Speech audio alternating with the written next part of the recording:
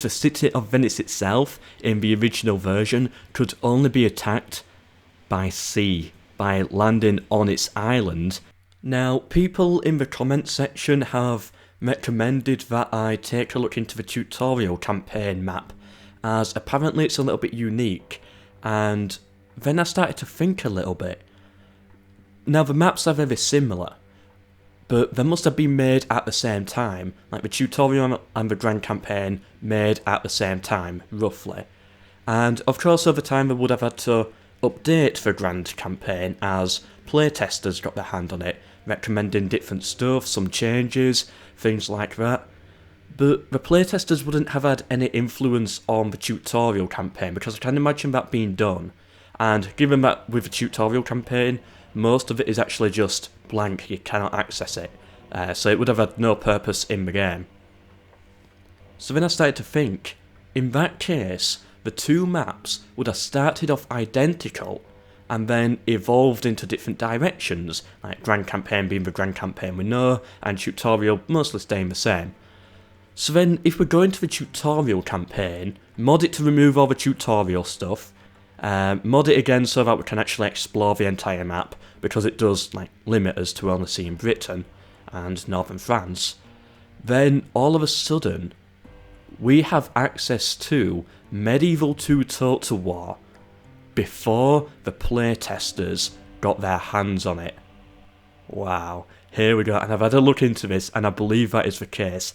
I believe what I'm about to show you is the Medieval 2 Total War campaign map before the playtesters got their hands on it, so a beta version basically, or maybe crossing slightly into an alpha version. I don't really know how early it is.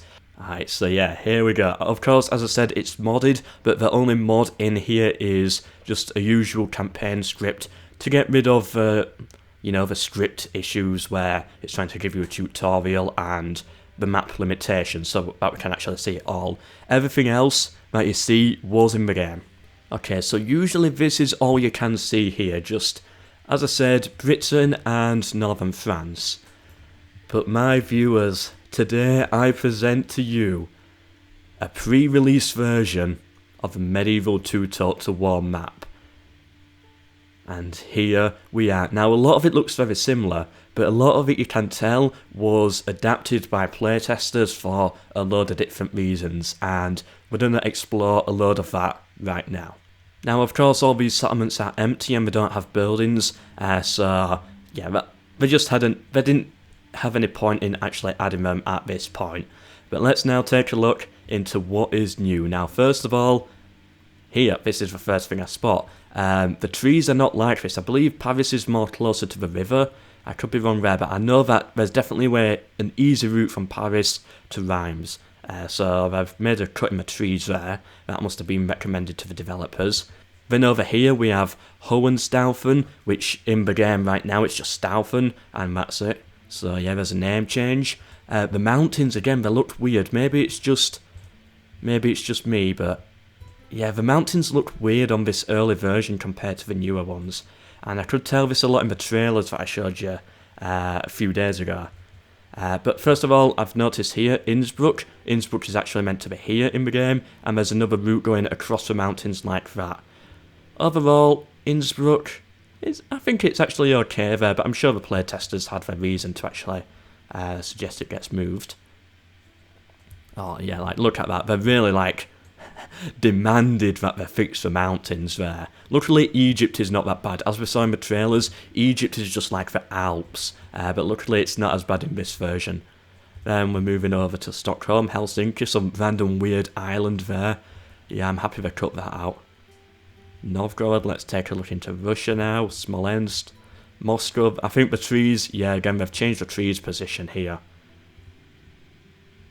I think it looks different on the map as well. I think the map's the same there, the borders. Yep, the Caspian Sea, we got another random island right in the Caspian Sea for whatever reason, I don't know. I want to just bring it back around now and take a look at Spain. I really like Pamplona here, on completely the wrong side of the mountains. And look how mountainous Spain is. This bit here I think is flat. Yeah, that's flat there. The rest of the mountains are, I think that's a bit flatter, but the rest of the mountains are fine, but these here are just weird to see. Pamplona should be here, and it's a Portuguese settlement. Their castle. Right, now getting into, yeah, it's just the mountains. They went far too over the top with the mountainous regions. But we've got Argu and Timbuktu, not many changes made there. Going along the African coast. Yeah, that seems okay. Italy's very interesting. I'm going to save Italy for last. Well, I'm saving the Aztecs for last, but I think Italy's the most interesting bit. Then we got Egypt here. Not much to really say about Egypt, looks mostly the same. Yeah, same with the Middle East as well. Okay, going into Byzantium, very similar still. And then into Greece. Yeah, so as you can see, most of it's very similar. I think the mountains here, no, I think the mountains are the same. Okay, and I don't want to look into Italy yet. Here's another thing I noticed. Krakow. In the updated game, it's actually spelled with a K, not a capital C at the start, so yeah. Just a small change there, but an interesting one. I prefer the current version to this older version here. Yeah, this is more mountainous as well. I swear those two mountains aren't here. It's sort of, it actually it ends here, I think, and at the river. Yeah, it ends at about that point. These two mountains aren't here, and I think this is a bit flatter as well near Zagreb. Because as you can see, it hides behind the mountains. That's why they did it. They lowered these mountains or moved Zagreb a bit to make it easier to see when you zoom in. Yeah, like you can see the reasons why they made those choices. We've also got sources of sulfur as well, a valuable trade resource in the Turkish region here, which didn't make it into the game. Now going over here into these mountains where the Mongols and the Timurids come from, and as you can see, again, it's a different layout. Like, these mountains aren't here, I think. I think there's a much easier way to go from Tbilisi to Yerevan. Yeah, they've really reworked the mountain layout, some of the tree layouts, and a couple of settlement names. That's the main thing here. Alright, now let's just take a look at the Americas. This looks all fine. It looks a little bit weird here. The trees are darker. I think they just filled that up with trees. Just normal trees rather than the gap. Rest of this looks, yeah, kind of the same. I don't think there's too much of a change with the mountains here. That mostly is the exact same. Florida's got this weird thing sticking out of it.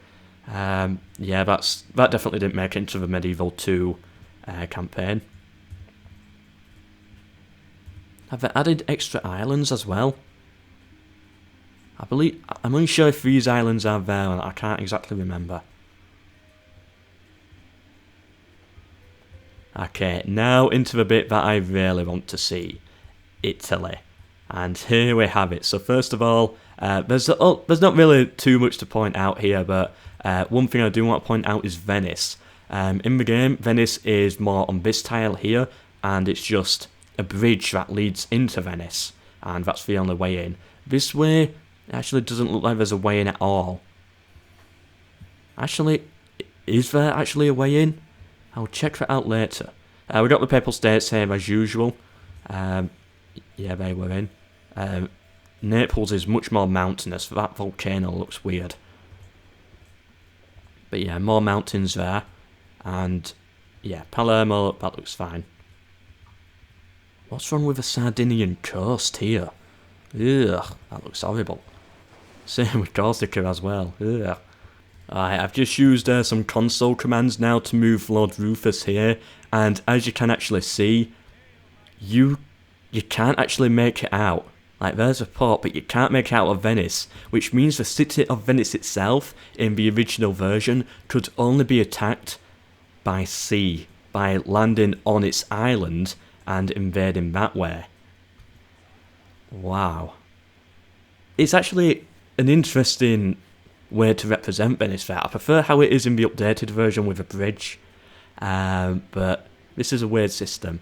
That being said, if you've got, let's say you've got troops saying, let us attack. Yeah, we can attack it. Let's say you've got, let's just get someone out here.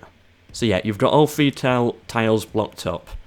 Then if an enemy comes here with an enemy ship, can they make a landing? Or would it all just be blocked off? Would they be able to land and attack? I think they might be able to, but I've never actually tested it before because we'd never needed it. Like, all these islands have space, but this is very... it's very tight, so it might have been difficult to make a landing here. Overall, it's an interesting system, but I'm happy they went with the bridge instead of the island. Okay, now that is everything there for the map, and I hope you've enjoyed it. There's one more thing I want to show you from Medieval 2 Total War, and you might find this one interesting. Now, this is for Rome Total War, and I'm unsure what to make of this. I can't remember seeing it in the tutorial, but if it's not in there, then I think I know what it could be. Have you ever noticed how the Arcani unit, it's like hardly any troops in there, saved right until the end? It seems like such a special unit, but in actual reality it's nothing. Well, what if it had an actual stealth ability? Right, I'm going to play you this right now. These warriors have the ability not only to conceal themselves on the battlefield, but also move across it without revealing their positions to the enemy. Left-click the Show Me How button to see how to do this. Okay, so yeah, maybe it's just a normal thing referencing how some troops can hide in the trees, but the way how it says some units have the ability, and it also describes them going across a battlefield, it doesn't specify that it's just limited to certain areas. Or, like, let me show you the Medieval 2 version. We possess troops capable of sneaking nearly unobserved through woods. We could use this ability to flank or get behind our enemies. Be aware that your stealthy troops can be observed if the enemy gets close enough to them. Right, that there, from Medieval 2 Total War, that warns you that if you get too close, they do actually see you. But there's no reference of that in the Rome Total War one.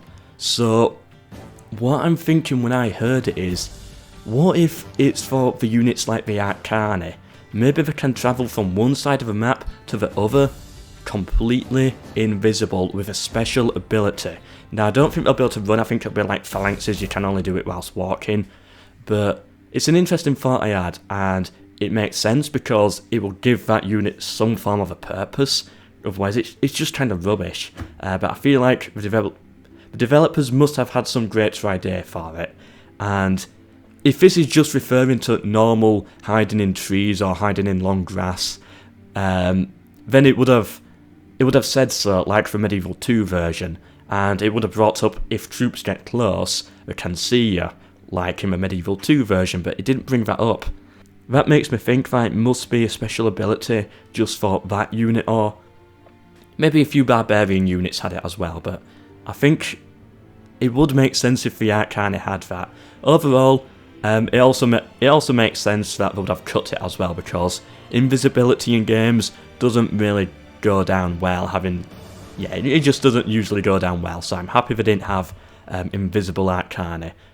Although it would have made the unit more interesting, it wouldn't have been good in multiplayer, I don't think. Could have been a bit annoying. Anyway, that's everything I've got. It could be nothing. I'll play it one more time. Go on. These warriors have the ability not only to conceal themselves on the battlefield, but also move across it without revealing their positions to the enemy. It doesn't sound like it's just referencing normal stealth. It seems like it's hinting at something else, something a bit more specific, different from Medieval 2. Anyway, that's everything I got. So we saw into a beta version of the map today, which I can't believe I've been sitting on all this time. And it only just occurred to me just yesterday that that's what it is. It's an older version of the map, just without the patches that the playtesters wanted through. So it's a pre-release version. And also we got a look into some of these audio files. Maybe the audio files are nothing, but it got me thinking, that's all. Maybe there was something there. This Sunday, we got some Rome Total War stuff coming up, some really interesting stuff. I showed you a teaser of it last Sunday, and yeah, I really can't wait to show you. I showed you a teaser yesterday, I'm going to give you a small teaser now. There's a Triarii animation where the Triarii commits suicide. That's all I'm saying. There's an animation of that happening.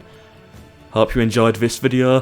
Please subscribe for more if you are interested in this stuff or the other stuff, the other videos I do. There's actually a formidable nation in Total War, the Kalmar Union. I did a video guide on that. I also do a historical series as well, looking into the accuracy of factions in Total War. My Bronze Age Egypt episode actually did really well. And I've got another guide up as well on how to exactly start the Roman Civil War.